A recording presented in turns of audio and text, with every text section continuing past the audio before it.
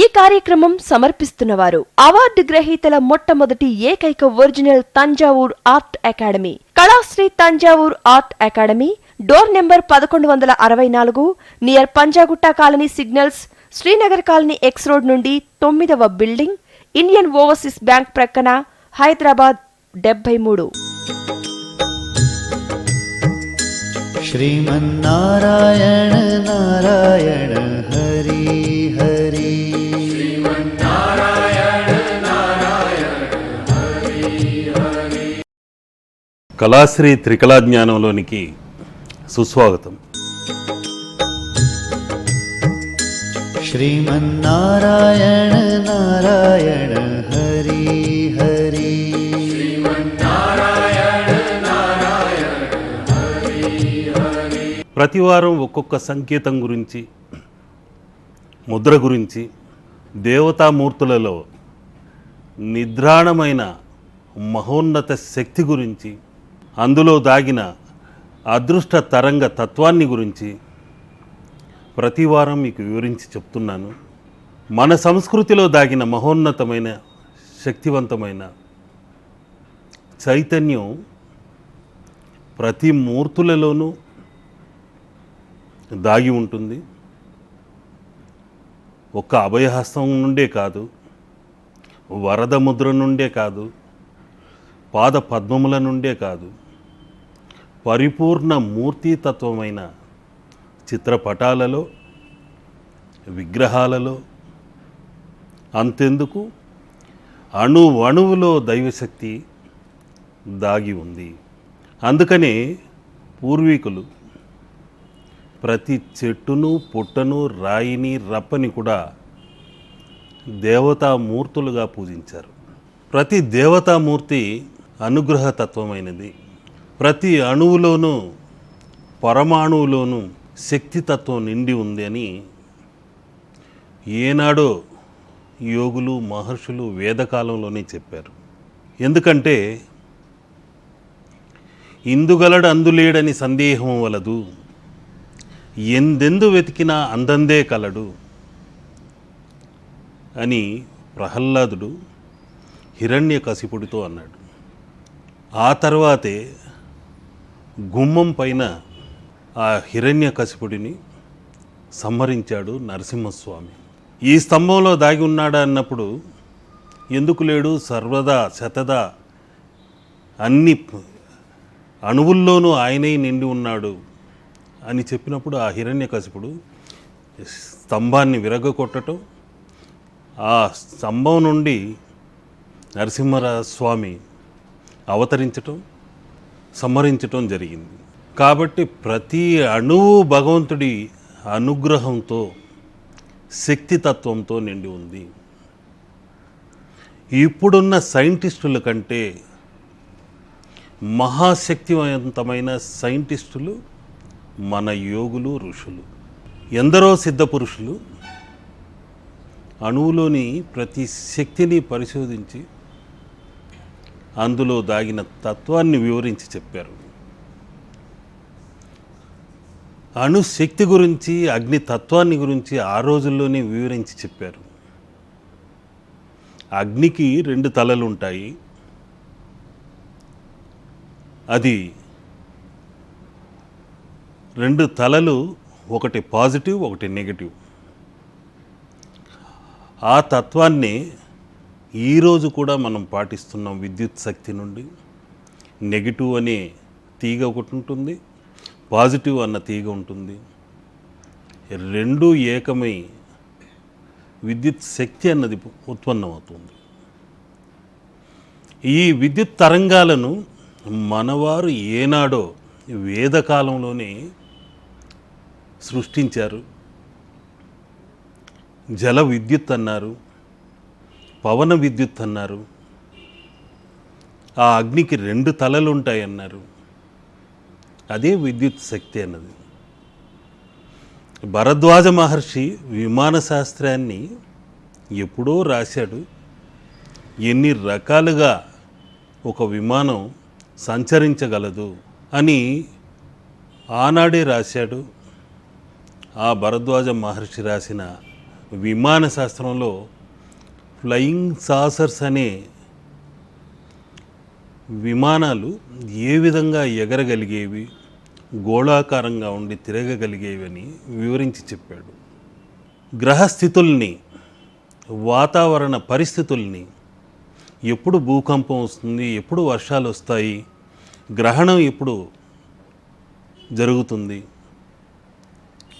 ఇటువంటివన్నీ ఎప్పుడూ పంచాంగాల ద్వారా వేదకాలం నుండే మనవారు చెప్పుకుంటూ వస్తున్నారు. ఈనాటికి అవి జరుగుతూనే ఉన్నాయి. అయ్యా, ఈ బొమ్మను పెట్టి పూజించినంత మాత్రాన మా ఇంట అదృష్టం వరిస్తుందా అని కొందరికి అనుమానం. అణువులో దైవశక్తి దాగి ఉంది. ఒక నల్లరాతిలో వినాయకుడిని చేసి వాస్తు దోష నివారణకు పెట్టామనుకోండి, తప్పనిసరిగా నెగటివ్ ఎనర్జీ అన్నది ఇంట్లోకి రాదు. ఒక రాయిలో అంత శక్తి ఎలా ఉంది, నిజంగానే ఉందా అని కొందరు ప్రశ్నిస్తుంటారు. రాతిలోనే కాదు, చిత్రాల్లోనూ ఉంది, లోహ సంబంధమైన మూర్తులలో కూడా ఉంది, చెక్క బొమ్మలైనా ఉంది. ప్రతిదీ శక్తివంతమైన తరంగాలు నిండి ఉన్నాయి. సైన్స్ ఈరోజు అంగీకరించే పద్ధతిలో మన అణుశాస్త్రం దాగి ఉంది. ఎందుకంటే ఒక రాతిని బద్దలు చేసి అణువు నుండి పరమాణువులోనికి సూక్ష్మంగా వెళ్ళి ఆ పరమాణువులోని కేంద్రకం వద్ద న్యూక్లియస్ అనే చోట ధనావేశితమై న్యూట్రాన్లు, ప్రోటాన్లు దాని చుట్టూ రుణావేశితమై ఎలక్ట్రాన్లు సంచరిస్తుంటాయి, పరిభ్రమిస్తుంటాయి. ఈ త్రిమూర్తి తత్వమే ఎలక్ట్రాన్లు, ప్రోటాన్లు, న్యూట్రాన్లు. ఇవి లేకుంటే అణువు అన్నది లేదు, అణుశక్తి అన్నది లేదు. ఈ త్రిశక్తి తత్వమే త్రిమూర్తులు, ఓంకార తత్వం. అది ప్రతి ప్రతిమలో కూడా ప్రతిధ్వనించే సూక్ష్మాణువులు ఉన్నాయి. ఆ సూక్ష్మాణువుల్లో త్రిమూర్తి తత్వంతో, ఓంకార తత్వంతో ఆ ఊమా సరస్వతి, లక్ష్మి, పార్వతి, ఈశ్వరుడు, బ్రహ్మ, విష్ణువు, ఇలా త్రిశక్తి తత్వముతో ఉంది. ఒకటి సృష్టింపచేసేది, మరొకటి జీవింపచేసేది, ఇంకొకటి లయం చేసుకునేది. ఈ అణుశాస్త్రంలో ఎంత సైన్స్ దాగి ఉందో దైవంలో దాగి ఉన్న సైన్స్ కూడా అలాంటిదే. అదే నిజమైన నగ్న సత్యం. శిలలో శక్తి లేదన్న వారిని ఏమనాలి? నమ్మిన వాడికి భగవంతుడున్నాడు, లేనివాడికి ఏమీ లేదు. నిర్భాగ్యులని మార్చలేము, అదృష్టవంతుడి అదృష్టాన్ని చెరపలేము. కాబట్టి పరిపూర్ణమైన నమ్మకంతో, దైవ సంకల్పంతో చిత్రాలు చిత్రీకరించిన, శిల్పాలు చెక్కిన, స్వీకరించిన, మనం ఇంకొకరికి ఇస్తున్న మన అదృష్ట తరంగాల్ని 72,000 నాడుల నుండి ప్రసరింపచేసి, ఆ చిత్రంలోకి ఆవేశింపచేసి, ధనావేశితమై, రుణావేశితమై ఎలక్ట్రాన్లు, న్యూట్రాన్లు, ప్రోటాన్లు ఇటువంటివన్నీ సూక్ష్మాణు తత్వంతో స్వీకరిస్తున్నాయి. అందులో ప్రసరింపచేస్తున్నాము. తీసుకునే వారి చేతులకు ఆ విద్యుత్ శక్తి తరంగాలు ప్రవహిస్తున్నాయి. వారు ఈ క్షణం నుండి తప్పనిసరిగా అదృష్టవంతులు అవ్వాలి, ఆ లక్ష్మీ కరుణా కటాక్షం కలగాలి అని ఇస్తే తప్పనిసరిగా వారి ఇంట మహాలక్ష్మి కరుణా కటాక్షం కలిగి తీరుతుంది. భావనా శక్తితో, స్థూల దృష్టితో ఒక శిలను జడ పదార్థంగా చూడటం కాదు, మనోదృష్టితో ఏకాగ్రతతో తప్పనిసరిగా ఆ శిలలోని దాగిన పరమాణువుల్లోని, సూక్ష్మాణువుల్లోని, ఎలక్ట్రాన్లు, ప్రోటాన్లు, న్యూట్రాన్లని త్రిశక్తి తత్వాన్ని దర్శించాలి. ఆ అణువుల్లోని, పరమాణువుల్లోని సూక్ష్మాతి సూక్ష్మమైన శక్తి తత్వాన్ని పూజించాలి. ఈ పరమాణు శక్తి తత్వమే ఈ భూభ్రమణానికి కారణమవుతుంది. అదే గురుత్వాకర్షణ శక్తి. దాని పేరే దైవశక్తి. అది కొందరు దేవుడు లేదు, ఏమీ లేదని అంటుంటారు. నిరాధారంగా భూమి ఎలా తిరుగుతుంది? ఈ సూర్యశక్తి తత్వంతో మనం ఎలా జీవిస్తున్నాం? ఏమాత్రం సూర్యుడు భూమికి చేరువైనా మొత్తం మలమల మాడిపోతుంది. ఏమాత్రం దూరమైనా వెలుగు లేక జీవకోటి నశించిపోతుంది. ఆ భగవంతుడు సమతుల్యంతో ఎంత ఆలోచించి ఒక్క అణుమాత్రం కూడా తేడా రాకుండా ఎప్పుడు ఎండనివ్వాలి, ఎప్పుడు వర్షాలనివ్వాలి అని ఋతు క్రమాన్ని ఏర్పరిచాడు. అందమైన ప్రకృతి తల్లిని మనకు అందించాడు. అటువంటి ప్రకృతి శోభను చూసి, చిత్రాలను చూసి ఆనందించే మనోనేత్రాల్ని మనకిచ్చాడు. పంచేంద్రియాలను ఇచ్చాడు. ఆ భగవంతుడికి మనం సర్వదా కృతజ్ఞులమై ఉండాలి. అందుకని అయినా రోజుకొక్కసారి వారిని 5 నిమిషాలు ప్రార్థన చేసుకోవాలి. మనం వారికి అర్పించే ప్రసాదాల కంటే మన మనసును వారికి అర్పించాలి. భగవంతుడిని ఏది కానీ కోరకూడదు. మన కోరికలేవో వారికి తెలుసు. श्रीमन्नारायण नारायण हरि हरि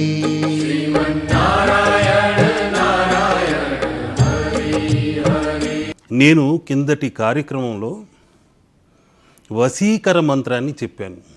ఆ వశీకర మంత్రాన్ని గురించి తెలిపిన వెంటనే, అయ్యా మా భార్య నేను చెప్పినట్టు వినటం లేదు, ఆ వశీకర యంత్రం లిఖించిన వెంటనే ఆమె నేను చెప్పినట్టల్లా వినేలా చెయ్యాలి, దానికి ఇంకేదైనా మరో మహత్తర మంత్రం ఏదైనా ఉందా చెప్పండి, నా భర్త నేను చెప్పినట్టే వినాలి, ఇంకెవరిని కన్నెత్తి చూడకూడదు, అటువంటి మంత్రం ఏదైనా ఉంటే చెప్పండి. ఇలా రకరకాలుగా ప్రశ్నిస్తున్నారు. అది మహానేరము, తప్పు కూడా. ఎవరిని ఎవరూ లొంగ తీసుకోలేరు. ఒక్క ప్రేమతో, అభిమానంతో మాత్రమే ఒక మనిషిని వశీకరణ చేసుకోవచ్చు. ఎప్పుడైతే మీలో పాజిటివ్ అనే తత్వం ఉంటుందో అటువైపు కూడా పాజిటివ్గానే ఉంటుంది. మీరు నవ్వుతూ అద్దంలో చూశారనుకోండి, అద్దంలో కూడా చిరునవ్వుతో మీ ముఖం కనిపిస్తుంది. వికృతంగా ముఖం పెట్టి చూస్తే ఎలా ఉంటుందో అలాగే ప్రతిఫలిస్తుంది.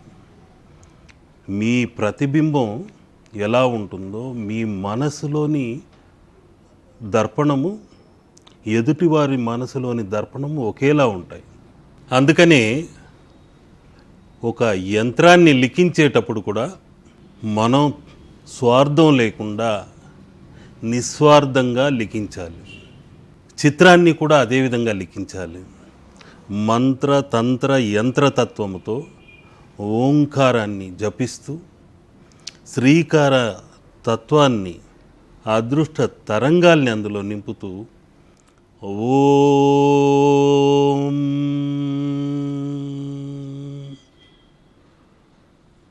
శ్రీ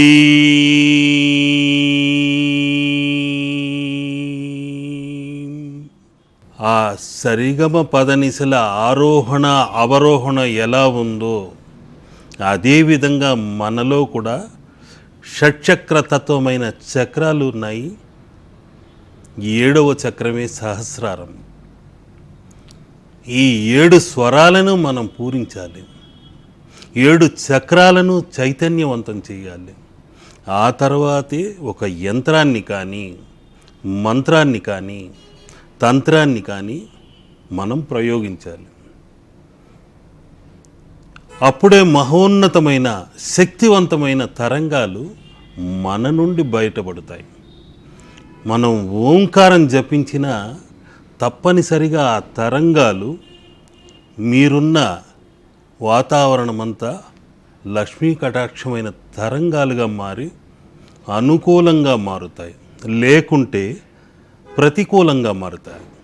మీరు ఓం అంటూ లోపల ఈ పక్కింటి వారిని గురించో పొరుగింటి వారిని గురించో ఆలోచిస్తూ, లేకుంటే భర్త తప్పనిసరిగా మనం చెప్పినట్టు విని తీరాలి, భార్య తప్పనిసరిగా మనం చెప్పినట్టే వినాలి, కుక్కలా తోకాడించుకుంటూ వెనకే రావాలి అది అని స్వార్థ చింతన అనేది ఉండకూడదు. నిత్యం నిస్వార్థంతో దైవానుగ్రహంతో అన్ని ఆత్మలలోని పరమాత్మలు సమానమే. కాబట్టి నేను జపిస్తున్న ఈ మంత్రం వలన నా భర్త కానీ భార్య కానీ అనుకూలంగా ఉండాలి, నాతో అన్యోన్యంగా ఉండాలి అనుకోవాలే కానీ వశీకరించబడేది కాదు. అన్యోన్య తత్వంతో కలిసి మెలిసి ఉండేదే ఒక వశీకరణ మంత్రం అంటున్నాను. అందుకనే ఒక మంత్రాన్ని మనం జపించినా పరిపూర్ణంగా ఫలిస్తుందా అంటే 50% మాత్రమే మార్కులు వేయగలం. ఎందుకంటే మంత్రయుగం అన్నది రాముడితోనే అంతమైంది, తంత్రయుగం అన్నది కృష్ణుడితో అంతమైంది. ఇప్పుడు జరిగే యుగం యంత్రయుగం. ప్రతిదీ యంత్రతత్వమే. ఒక ఫ్యాన్ కింద గాలి తీసుకున్నా అది యంత్రంలా తిరుగుతుంటేనే మనం గాలిని స్వీకరించగలం.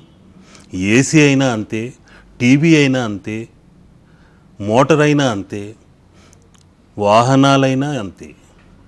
యంత్రతత్వముతో నడవబడుతున్న యంత్రకాలం ఇది. చివరికి మనుషులు కూడా యంత్రాల్లా తయారైపోయారు, యాంత్రికమైన జీవనాన్ని గడుపుతున్నారు. ఈ యాంత్రిక యుగంలో మనుషులు యంత్రాల్లాగా యాంత్రిక తత్వంతోనే ఉన్నారు.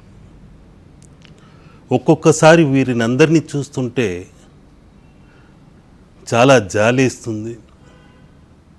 ఏదో యంత్రాల్లా పరుగులు తీయటం, బస్సులు ఎక్కటం, ఆటోలు ఎక్కటం, వాహనాలు నడపటం, మళ్ళీ ఇల్లు గూడు చేరుకున్న వెంటనే